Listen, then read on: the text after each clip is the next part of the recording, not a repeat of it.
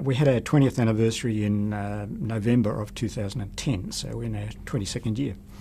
There were 4 or 5 U3As in Victoria ahead of us. 2 or 3 have already had their 25th. So in Victoria, I guess the first one to open would be 26 or 27 years now.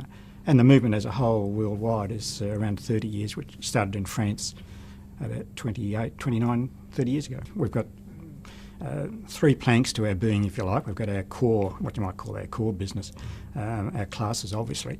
We're heavily involved in social activities as well, because that sort of fits in with particularly with the age group. And Annette touched on the social isolation and so on of a lot of our members who are now in their 70s and that sort of thing.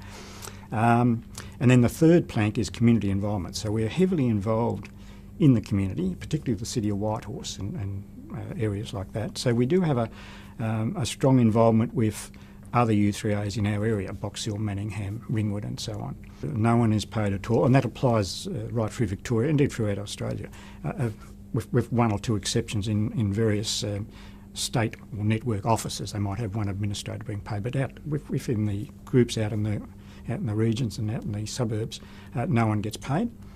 So it's totally volunteer.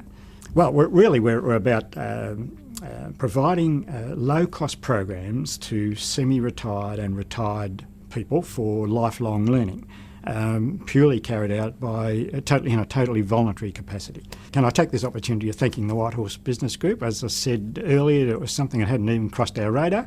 We're very pleased it has, and I can see, or we can see, quite some opportunities coming up over the next year or 2 with the Whitehorse Business Group.